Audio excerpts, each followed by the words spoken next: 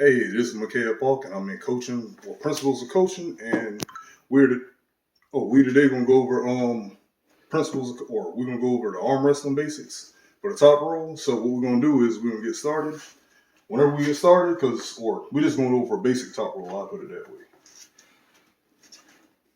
All right. So whenever we get started, we'll set up, and whenever you actually set up for actual match, you have to be square and everything has to be even. But for practice purposes, we're just going over the motion of how you set up and how you properly execute the technique.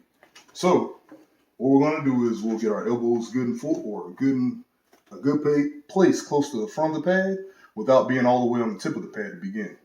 This allows you room to essentially allow yourself to close space between your elbow and your body. But for the beginning, we'll begin here. So that's for elbow placement.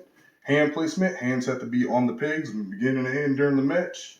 And hand placement, there always has to be at least a knuckle shown on each opponent's thumb. So once we're set up, to initiate a top roll, what we do is we start by hammering our hands backwards.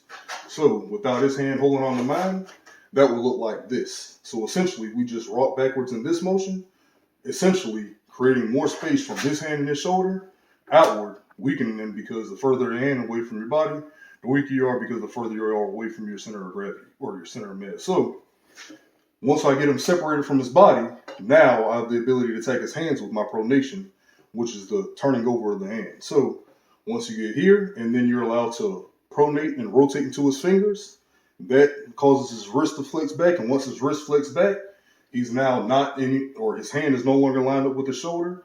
And that essentially makes everybody weaker because, again, you're now even further from your body again.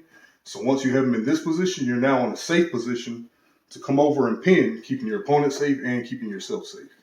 So again, in one motion, going slowly, it will be you start here, you rotate backwards, and then you come over as you pronate. And that's the basics of a top roll. So to work this move out, easy exercises would be simple hammer curls with a dumbbell or with a belt and rope. Other one would be with cable attachment on any kind of cable machine. Also, another exercise would be during the pronation part, would be just to have a simple belt or a simple strap, anything of the nature, and you'd attach weights to the bottom, and you simply rotate your hand over, pronating it, working the pronator teres muscle. All right, and that's for right hand. Now, just to switch up and show a left hand variation, I will switch. All right, so now for the left hand, that way you can see what I mean by everything I was mentioning on the right side. But for the left hand, now that you can see my elbow on the placement on the pad, you want to place the elbow close to the pad, but not in the middle and not in the center because you want to be slightly forward just to give yourself space to move and rotate backwards on the pad. So you start here, hands on the pegs, and again, it's the same thing. You rotate your arm backward, and then you pronate as you come over to finish. And it's the same thing. So if he was to do it to me, go ahead and practice. You pull back, and then you rotate over, doing that. Now, whenever you're practicing, it's good that both people also practice going with their arm because it's a full body exercise and it's a full body sport, essentially. It uses a lot more of the lower body than the core than what a lot of people believe. But as you'll notice, whenever he goes to rotate backwards, so go ahead and pull back, notice he's now dumping his body weight under the table, giving him better leverage. And then whenever he goes to pronate and rotate over, go ahead. See how he rotates with his body, keeping his hand inside of his shoulder, keeping his arm in a safe position. So come back up. So now, that's the basics of a top roll. There are a lot more advanced techniques that we can get into. In fact, do you have any questions about any advanced techniques?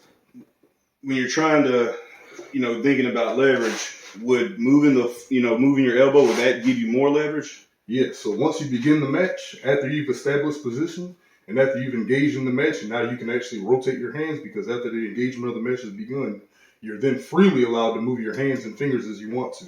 Okay. So once the match begins, if you want to rise your hand over my thumb and then push your elbow forward, it'll give you much better position to take full control of my hand by cupping down, turning my hand over, and then driving to the side. Okay, gotcha. So that would be more advanced technique that as you practice, you get better and better at it. And as you get better and better, it gets easier to flow with it, easier to put the coordination of the muscles together, therefore making you a better and stronger arm wrestler because it's about a combination of strength and technique. And that's all we got for today. Hope you all enjoy.